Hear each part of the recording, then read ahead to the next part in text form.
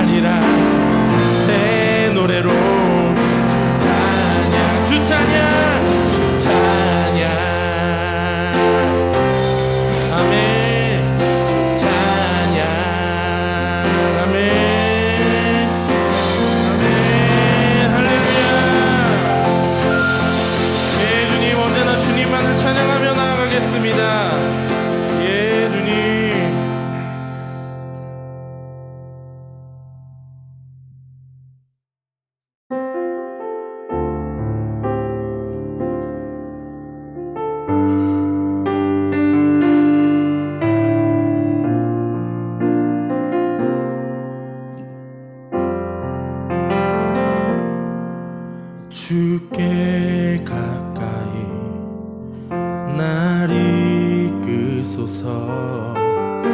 간절히 주님만을 원합니다. 채워주소서. 주의 사랑을 진정한 찬양 드릴 수 있도록 주께 가까이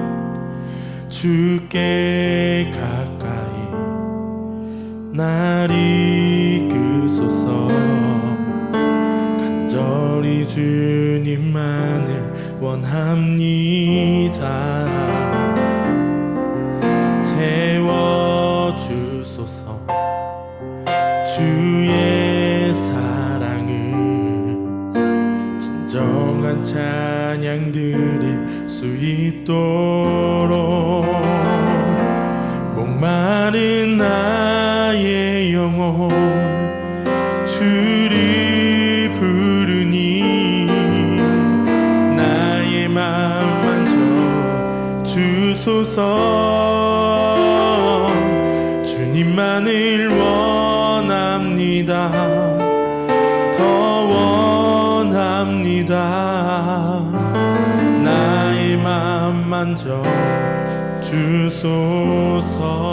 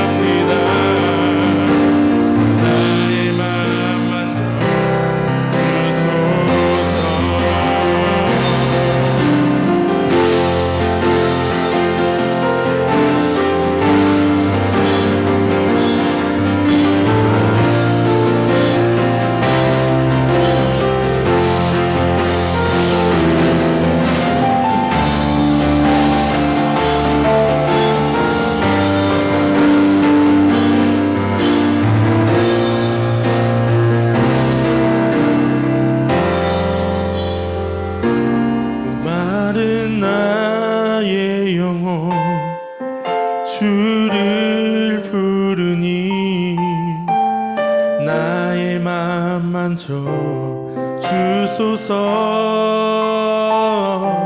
주님만을 원합니다. 더 원합니다. 나의 맘 만져 주소. 우리 목소리로 주님께 다시 고백합시다. 목마른 나의 영혼 주를 부르니 나의 맘 만져 주소서. 주님만을 원합니다. 더 원합니다. 나의 맘 만져 주소서.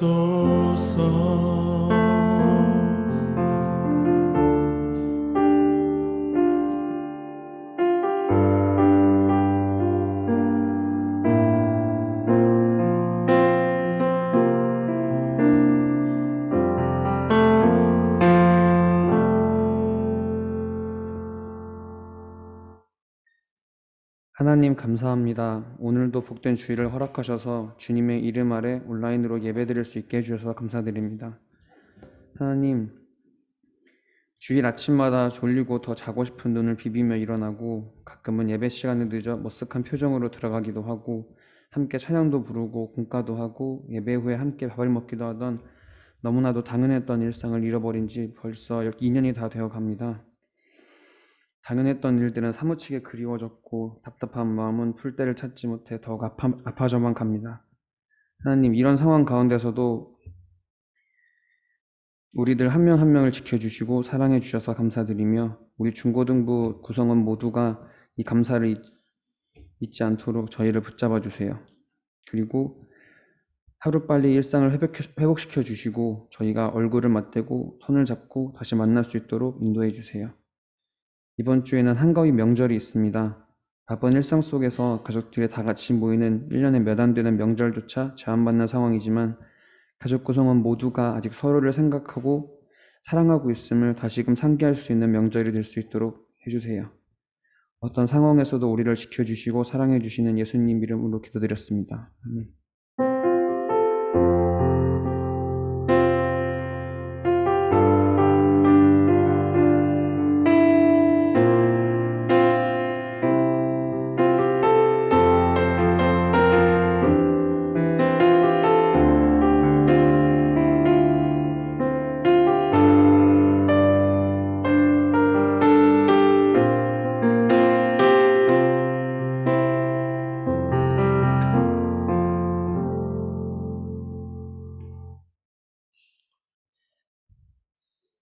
이 시간 우리에게 주신 하나님 말씀 봉독하겠습니다. 오늘 우리에게 주신 하나님 말씀은 마태복음 7장 24절에서 27절 말씀입니다. 신약 마태복음 7장 24절에서 27절 말씀을 제가 봉독하겠습니다. 하나님의 말씀을 경청하십시오. 그러므로 누구든지 나의 이 말을 듣고 행하는 자는 그 집을 반석 위에 지은 지혜로운 사람 같으리니 비가 내리고 창수가 나고 바람이 불어 그 집에 부딪히되 무너지지 아니하나니 이는 추추를 반석 위에 놓은 까닭이요. 나의 이 말을 듣고 행하지 아니하는 자는 그 집을 모래 위에 지은 어리석은 사람 같으리니 비가 내리고 창수가 나고 바람이 불어 그 집에 부딪힘에 무너져 그 무너짐이 심하니라. 하나님께서 이 말씀을 통해 은혜 주시기를 원합니다. 오늘 설교 말씀 반석 위에 집을 지읍시다 라는 제목으로 전할 텐데요. 말씀 듣기 전에 기도하도록 하겠습니다.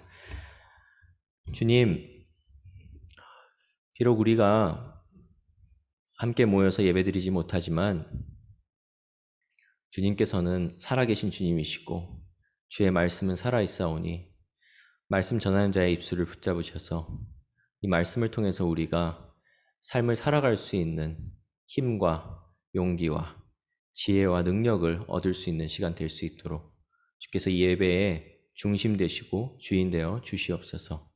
감사드립니다. 우리 주 예수 그리스도 이름으로 기도드립니다. 아멘.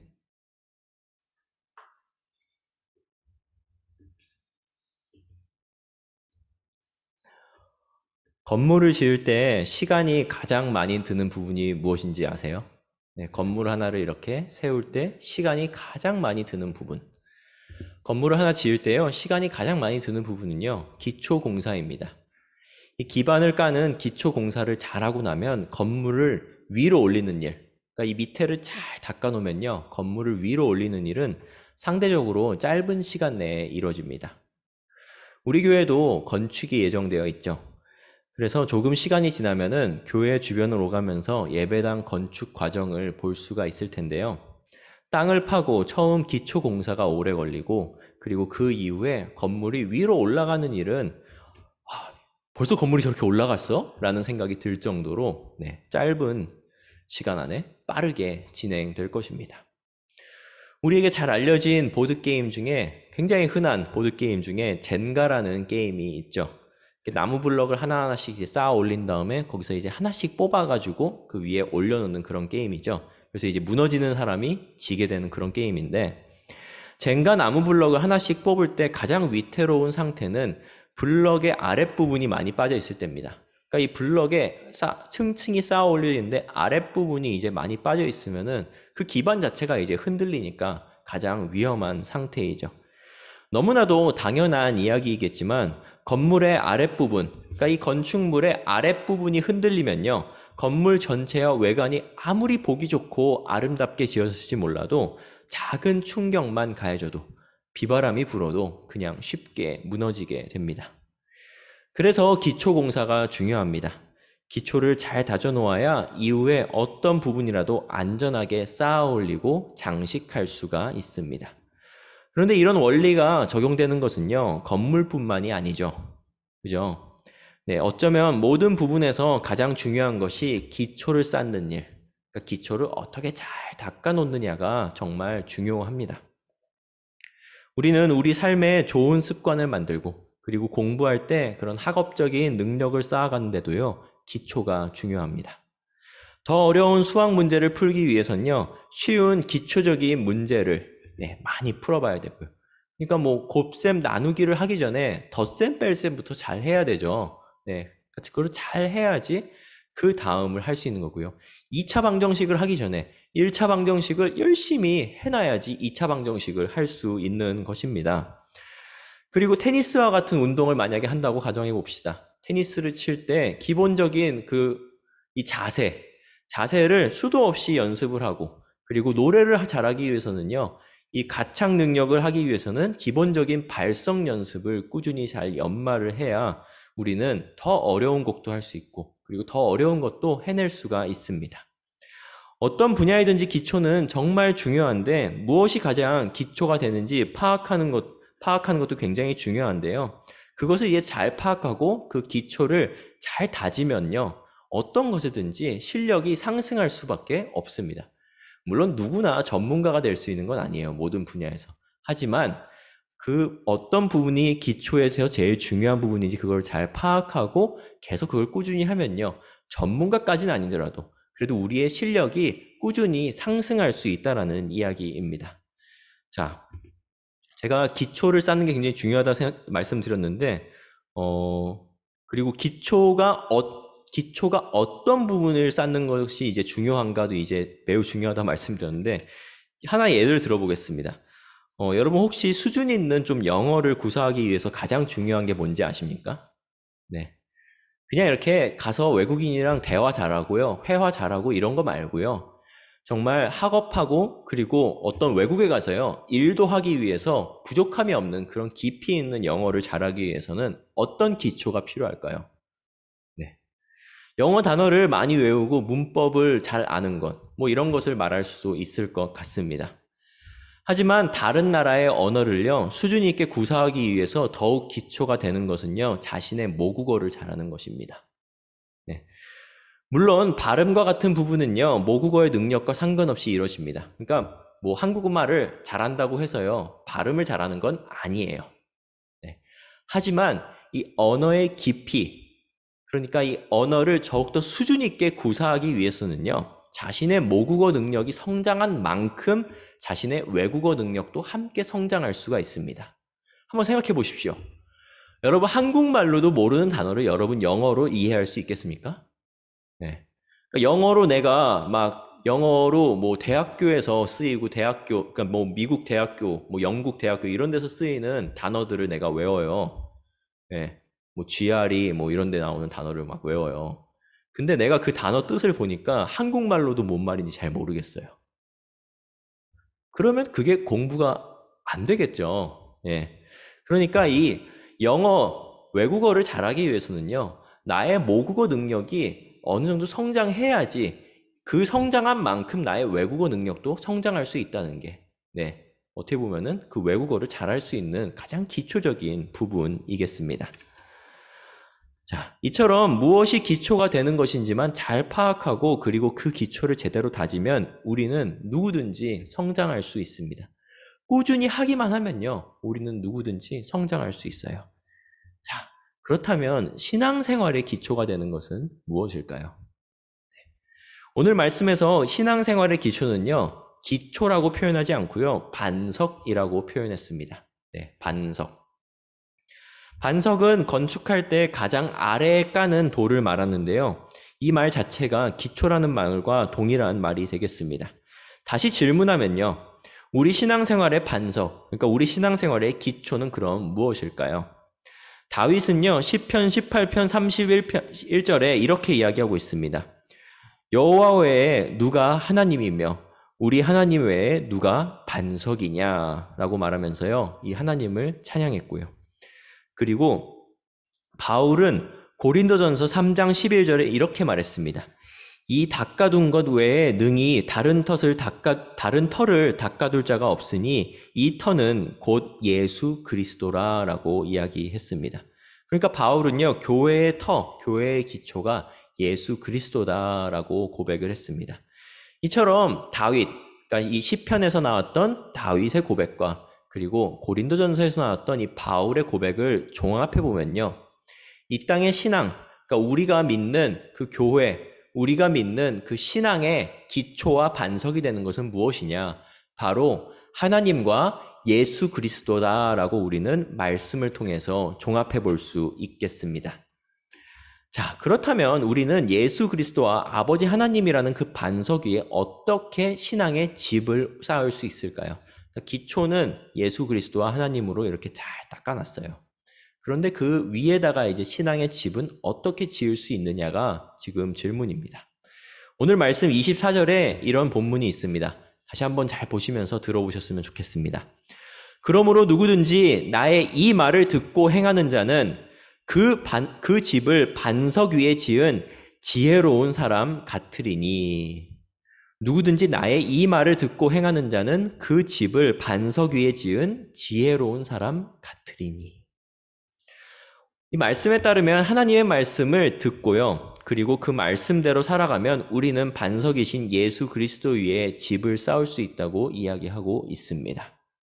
또한 이 말씀은 마태복음에서 예수님께서 산에서 비유로 가르치신 그 말씀이 산상수훈이라 그러거든요. 네, 산에서 설교하셨다, 그래서 산상수훈인데요. 그 산상수훈의 가장 마지막에 들어가는 말씀이 오늘 이 반석에 관한 이 본문이에요. 그러니까 이 예수님의 가르침은 듣고 깨닫는 데서 끝나는 것이 아니라 들은 대로 행하는 게 중요하다는 사실을 예수님께서는 이 산상수훈의 결론처럼 말씀하고 계십니다. 그러니까 예수님께서 설교를 쭉 전하시고요, 그 설교의 결론부에 오늘 말씀을 넣어두셨는데요. 그 결론부가 뭘 말하고 있냐? 자, 너희의 말씀, 너희의 그 신앙의 그 기반에 그 기초 공사는 하나님과 예수 그리스도의 이름으로 이렇게 잘 닦아 놓았는데 그 위에 신앙의 집을 쌓는 것은 너희의 행동이 있어야 한다. 너희의 실천이 있어야 한다. 너희가 말씀을 듣는 데서 끝나는 것이 아니라 내가 산에서 지금 설교한 그 설교에서 끝나는 것이 아니라 너희의 실천이 동반되어야지만 이것이 말씀의 정말 그 끝맺음, 그 열매를 제대로 맺을 수 있는 그 비결이다라고 말씀하십니다. 예수님께서는 말씀을 통해서 이렇게 이야기하셨어요. 그들의 열매로 그들을 알리라. 그들의 열매로 그들을 알리라. 나더러 주여 주여 하는 자마다 다 천국에 들어갈 것이 아니요 다만 하늘에 계신 내 아버지의 뜻대로 행하는 자라야 들어가리라. 그러니까 아버지의 뜻대로 행하는 자라야 들어가리라. 그리고 26절에 이렇게 말씀하세요. 나의 이 말을 듣고 행하지 아니하는 자는 그 집을 모래 위에 지은 어리석은 사람 같으니. 그러니까 나의 이 말을 듣고요, 실천하지 않는 사람은요, 반석을, 그러니까 이 건축을요, 반석, 돌 위에다가 지은 사람이 아니라 모래성, 그러니까 여러분 우리 바닷가 가면은 모래 위에 지은, 거기다가 아무리 여러분이 아름답게 모래성을 지은다고 하더라도 파도 한번 치고 바람 불고 그리고 내일 다음날 가면은 그 모래성 없어져 있죠. 네, 그런 것처럼 정말 이 모래성처럼 짓는 신앙이 된다라고 아버지께서는 말씀하십니다. 예수님께서는 일관되게 우리에게 행함을 강조하셨습니다. 행하지 않는 신앙은 모래의 집을 쌓는 어리석은 사람이라고 우리에게 말씀하셨습니다. 그렇다면 그 어리석은의 뜻을 한번 조금 더 보도록 할게요. 모래 위에 집을 지은 어리석은이라는 그 단어는요, 모로스라는 단어라고 되어 있는데요, 성경에. 그 모로스라는 단어는 나발이라는 단어의 번역어래요. 네. 뭐 이거를 여러분 보고 암기하라는 건 아니고요. 뜻을 알아야 되는데요. 근데 이 나발이라는 단어의 뜻이 무엇이냐? 이 나발은 구원과 관련된 것을 무시하고 경멸하는 사람을 나발이라고 말했다고 합니다. 그러니까 이 아버지 하나님께서 주시는 구원, 우리를 영원한 삶으로 이끌어 가시겠다는 게 바로 그 구원이잖아요. 그 구원에 관한 것을 그냥 딱 깡그리 무시해버리고 그냥 나 살고 싶은 대로 살래 라고 사는 것이 바로 나발이고, 그리고 바로 어리석은 자라고 성경에서 예수님께서 말씀하셨다는 말입니다. 따라서 우리는 믿는다고 말하지만 행하지 않는 사람은 하나님께서 단순히 실천하지 않는 사람으로 보시는 것이 아니라 하나님의 말씀을 대적하는 자로 보신다는 점을 우리는 알 수 있습니다. 자, 하나님의 입장으로 한번 우리가 생각을 해볼게요. 하나님의 입장으로 우리를 봤을 때 하나님의 말씀을 듣고도 행하지 않은 사람은 하나님의 말씀을 대적하는 자로 볼 수밖에 없다라는 거죠. 왜냐하면 주님께서 주신 그 구원을 무시하는 그런 사람이기 때문에. 그래서 신앙은 입으로만 고백하는 것이 아닙니다. 또한 머리에 쌓은 지식으로만 믿는 것이 신앙이 아닙니다.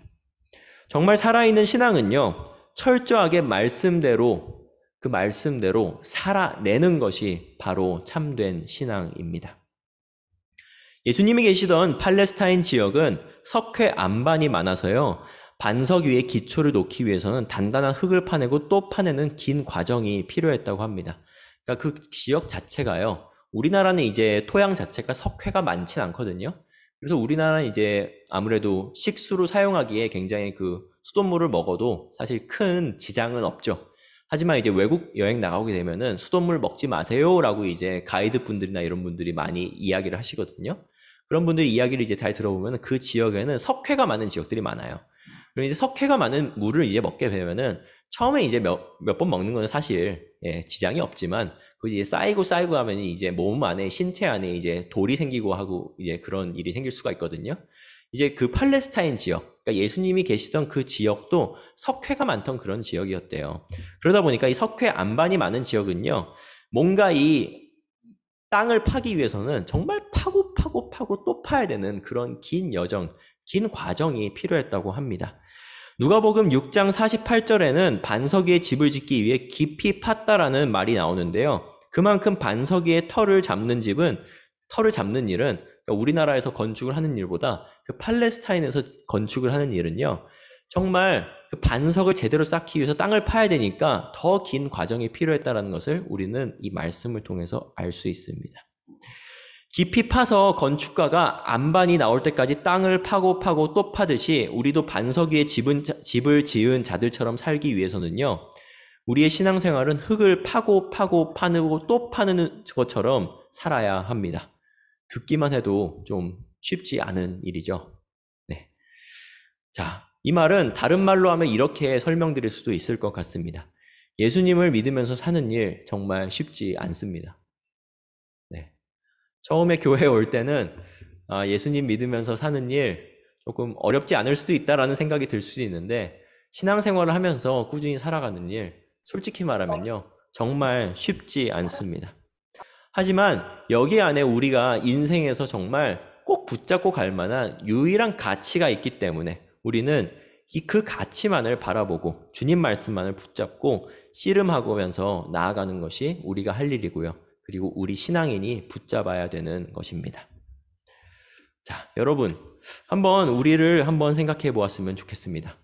그러니까 제가 요즘 설교 동안에 여러분 자신한테 좀 질문하라고 많이 이렇게 이야기를 드리는 것 같아요. 그 이유가 우리가 이렇게 좀 만나서 모여서 예배드리지 못하니까 계속 우리를 어떻게 보면 좀 재정비하는 그런 시간이 매 주마다 좀 이렇게 많이 필요한 것 같습니다. 사실 매일매일 필요해요. 내가 지금 잘 살고 있는지, 내가 지금 주님 보시기에 부끄럽지 않게 하나님 나라를 위해서 살고자 하던 그 마음 흔들리지 않고 잘 살고 있는지, 이렇게 좀 정비하는 그게 필요하거든요. 그래서 오늘도 한번 이 말씀에 기반해서 여러분 자신에게, 나 자신에게 한번 질문해 봤으면 좋겠습니다. 우리의 신앙은 반석 위에 세워진 신앙 같은가요? 아니면 파도가 휩쓸거나 바람이 불면 쉽게 날아가는 모래 위에 세워진 신앙 같은가요? 최근 개신교인을 대상으로 설문조사를 한 하나의 언론사의 결과가 있었습니다. 그 질문이 이런 것이었어요. 코로나 이전처럼 이제 예배가 이제 다시 열리고 이제 복귀한다면요, 예배에 출석을 하시겠습니까? 라는 질문으로 설문조사를 했습니다. 이 결과를 보니까요, 이것도 이제 조금 지난 설문조사였는데요. 지금은 어떻게 보면 더 악화됐을 수도 있을 것 같다는 생각도 들어요. 코로나 이전처럼 예배에 출석하지 않고 온라인 예배를 참여하겠다는 사람이 16.9%, 그리고 교회에 아예 나가지 않겠다는 사람이 6.5%라는 것이 통계의 결과였습니다. 코로나 기간 동안 많은 성도님들의, 그러니까 우리 많은 신앙인들의, 기독교인들의 신앙이 흔들립니다. 하지만 나의 신앙이 반석 위에 세워졌는지 아니면 모래 위에 세워졌는지는 환난과 시련이 올 때 비로소 드러나게 됩니다. 다 함께 모여서 똑같이 찬양하고 똑같이 예배하고 똑같이 주님의 이름을 외치지만 시련과 환난의 때, 그러니까 이런 코로나 상황처럼 정말 우리에게 예상치 못한 그 시험이 닥칠 때가 되면요, 우리가 기존에는 보지 못했던 그런 부분들이 하나씩 보이게 됩니다. 성경에서 하나님을 정말 잘 믿어왔지만 고통을 당했던 사람 중에 욥이라는 사람이 있었어요. 네, 욥기가 그 욥이라는 사람의 이야기거든요. 욥은요, 정말 하나님을 잘 믿었고, 그리고 그 가족들이 하나님께 영광 돌려드리는 그런 가족의 삶을 살고 있었는데, 욥이 온갖 고난을 다 당하게 됩니다. 그리고 온갖 고난을 다 당하게 나서요, 모든 것을 잃은 다음에 욥이 어떻게 신앙 고백을 하느냐. 이 욥의 신앙 고백을 한번 들어보세요. 내가 가는 길은 그가 아시나니 그가 나를 단련하신 후에는 내가 순금같이 되어 나오리라. 욥기 23장 10절 말씀입니다. 다시 한번 읽어드릴게요. 내가 가는 길은 그가 아시나니 그가 나를 단련하신 후에는 내가 순금같이 되어 나오리라. 아버지 하나님께서 나 욥이 가는 길을 가장 잘 아시는 분이시니 그분께서 나를 단련하신 후에는 내가 정말 정제되어서 순금과 같이, 정말 순도 99.9%의 순금과 같이 나오리라 라고 고백하는 것이 욥의 신앙 고백이었습니다. 이처럼 반석 위에 신앙을 쌓아 올린 사람은요, 그 풍파를 이겨냈을 때 더 정제되어서, 더 맑게 되어서, 더 빛이 나는 그런 존재로 거듭나게 됩니다. 자, 오늘 공과책을요, 이렇게 한번 펴보시면요, 그 공과책의 오늘 단원을 보면 오른쪽에 짧은 이야기가 나옵니다. 그 이야기가 하나 이야기가 나오는데요, 미국 건축가 프랭크 로이드 라이트라는 사람의 이야기가 실려 있습니다. 이 프랭크 로이드 라이트는요, 미국의 이제 19세기에서 20세기 그 넘어가는 그 과정 가운데 걸쳐 있는 건축가인데요. 이제 20세기 초, 그러니까 건축가 중에서는 미국의 가장 중요한 건축가 중 한 명으로 꼽히는 그런 사람입니다. 이 사람은요, 이제 미국에서 아무래도 활동을 많이 했기 때문에 미국에서 이제 건축을 많이 지었는데요. 국제적으로도 이제 다른 나라에서도 건축물을 많이 지었습니다. 그중 한 곳이 바로 일본이었는데요. 일본에서 제국 호텔이라는 호텔을 이제 이 프랭크 로이드 라이트라는 사람한테 이제 의뢰를 한 적이 있습니다. 그래서 이 프랭크 로이드 라이트는요, 그 굉장히 큰 이제 대규모 호텔을 일본에다가 설계를 하고 건축을 하기 시작합니다. 근데 이 라이트가요, 어떤 걸로 굉장히 유명한 사람이냐? 신기술을 적극적으로 반영하는 거에 굉장히 유명한 사람이었어요. 네. 그래서요, 그때 당시에 이제 획기적인 기술 시스템이었던 스팀 난방, 그리고 내진과 방화에 대비한 그러한 건축을 이 호텔에 적용해서 짓게 됩니다. 그랬는데 이런 완벽주의인 설주의자 같은 그런 설계 때문에 공사 예산은 정말 기존에 이제 계획을 짰던 그 예산보다 훨씬 더 초과하게 되고요. 이 건축가와 이 경영진 사이의 갈등이 너무나도 이제 심화가 되어서 이 건축가는 이 건축을 완성시키지 못하고 이 건축을 진 데서 이제 빠지게 됩니다. 그래서 이제 다시 고국으로 이제 그냥 돌아가게 된 거죠. 완성된 걸 보지 못하고. 그렇게 된 상황에서 이제 프랭크 로이드 라이트라는 이 건축가의 일본인 제자가 있었대요. 그 일본인 제자가 엔도 아라타라는 사람인데요. 그 사람이 이제 이 호텔, 이 제국 호텔이라는 그 호텔의 그 건축을 이제 그 스승인 프랭크 로이드 라이트가 설계했던 대로 이제 맡아서 완성을 짓게 됩니다. 자, 그리고 이제 건축이 이제 잘 되었어요. 네, 건축이 이제 잘 되었는데 한 가지 이제 큰 사건이 생깁니다. 1923년에 관동 대지진이라는 이제 큰 지진이 이제 일본에서 발발을 했어요. 이 지진이 발발을 해서 이제 그 일대가 정말 그 지진의 여파로서 이제 다 무너지고 그리고 붕괴가 되고 이제 막 화재가 일어나는 그런 일들이 일어나게 되었었는데요. 그때에 진짜 사진 보면 놀라울 정도거든요. 그 주변 건축들이 이제 거의 다 이제 무너지고 타격을 입었는데 이 호텔 건물만 무너지지 않고 네, 그냥 보존이 돼 있었던 거예요. 이 호텔이었어요. 네. 지금은 이 호텔이 다 없어졌습니다. 왜냐면은 이 호텔이 객실 수가 270개인가 밖에 안 됐대요. 근데 이 지역이 땅값이 워낙 비싼 지역인데 이제 너무 경제성이 없다 그래가지고 그 후에 이제 철거를 하고 새롭게 짓게 됐는데 어쨌든 그 전에 지진이 났을 때에도 정말 굳건하게 살아남은 호텔이 바로 이 호텔이었습니다. 그래서 어떻게 보면은 우리는 이 호텔의 이야기를 보면요. 하나의 교훈을 얻을 수 있죠. 반석을 세웠기 때문에 시련과 풍파가 왔을 때 잘 이겨낼 수 있었고, 그리고 그 이후에 더욱더 역사적으로 잘 저평가를 받는. 그러니까 이 손님들도 입장에서 저 호텔 가면은 더 안심할 수 들어갈 수 있는 그런 호텔이 된 거죠. 그런 진가를 발휘한 그런 사례가 되었습니다. 자. 우리도 반석을 제대로 세우고 우리가 성장할 수 있는 길을 택해야 된다는 것을 우리는 오늘 말씀과 이 호텔의 이야기를 통해서 배울 수가 있죠. 그래서 우리는 일상생활에서 이런 것들을 조심해야 돼요. 여러분에게 듣기 쉬운 말로 그리고 여러분에게 가장 이렇게 뭔가 쉬운 약간 좀 사탕과 같은 것을 계속 주려고 하는 것들. 네. 제가 여러분한테 말씀을 전할 때도 고민을 많이 해요, 사실. 네. 더 쉽게 해야 될까?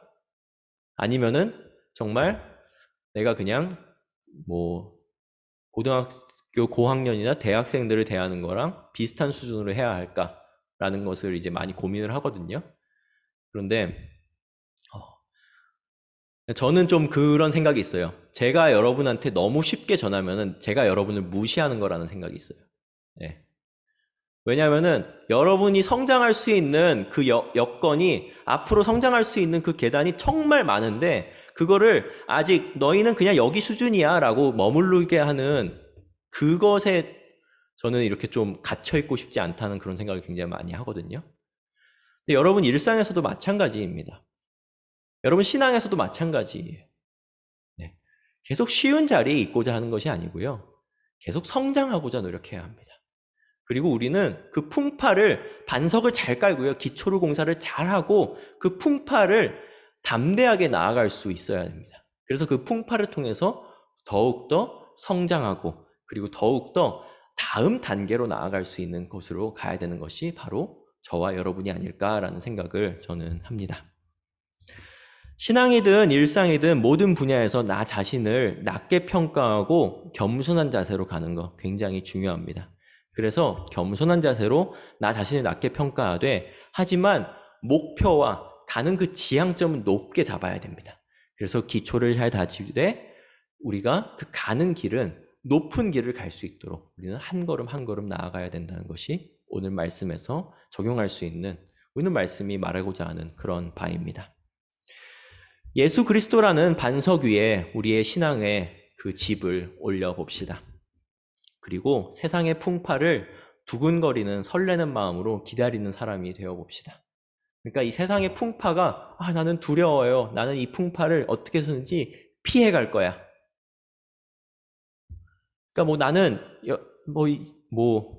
예를 들면 군대 가기 싫어. 그래서 이 군대를 어떻게든 피해갈 거야 라고 하는 것이 신앙인이 아니라요. 저는 제가 생각할 때는 그것을 이제 시험이 올지라도 나의 기초적인 그 반석을 잘 깔아서 그 시험을 통해서 한 단계 더 성숙해지고 더욱더 성장하고자 하는 것이 우리 신앙인의 자세가 아닐까요? 그래서 하나님께서는요, 저와 여러분이 그 풍파를 피하게 하시는 분이 아니라요, 항상 그 풍파에 동행하시는 그런 분이십니다. 그래서 그 풍파에 올지라도, 어떤 풍파가 올지라도 우리가 주님 손 꼭 잡고 함께 동행하면서 나아갈 수 있는 우리 신성북교회 저와 여러분 되기를 간절히 소망합니다. 기도하겠습니다.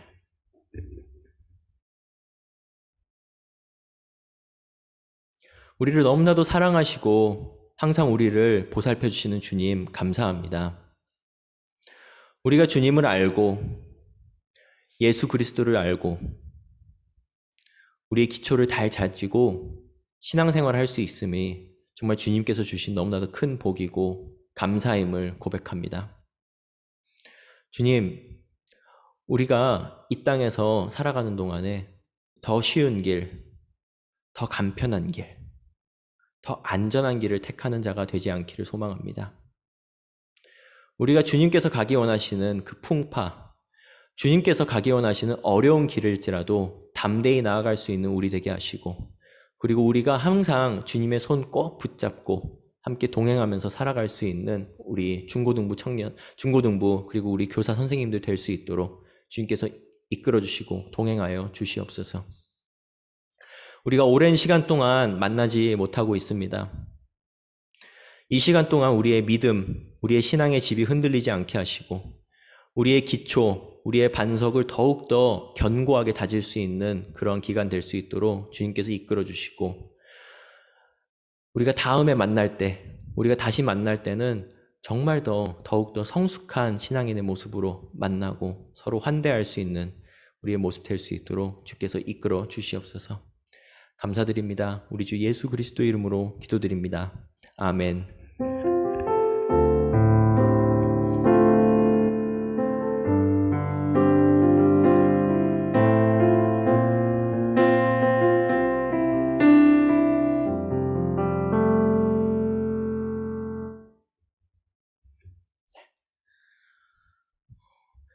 이제 이번 주면 한가위입니다.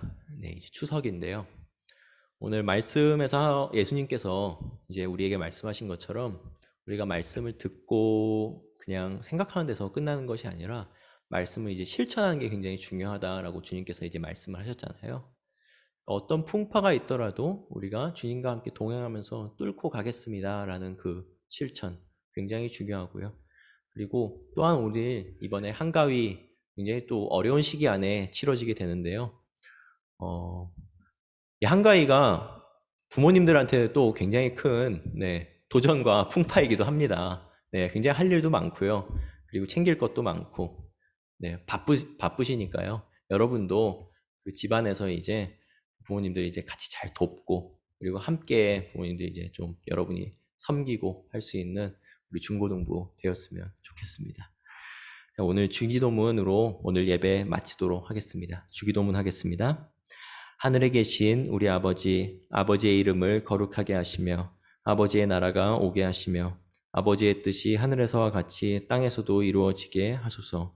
오늘 우리에게 일용할 양식을 주시고 우리가 우리에게 잘못한 사람을 용서하여 준 것 같이 우리 죄를 용서하여 주시고 우리를 시험에 빠지지 않게 하시고 악에서 구하소서. 나라와 권능과 영광이 영원히 아버지의 것입니다. 아멘.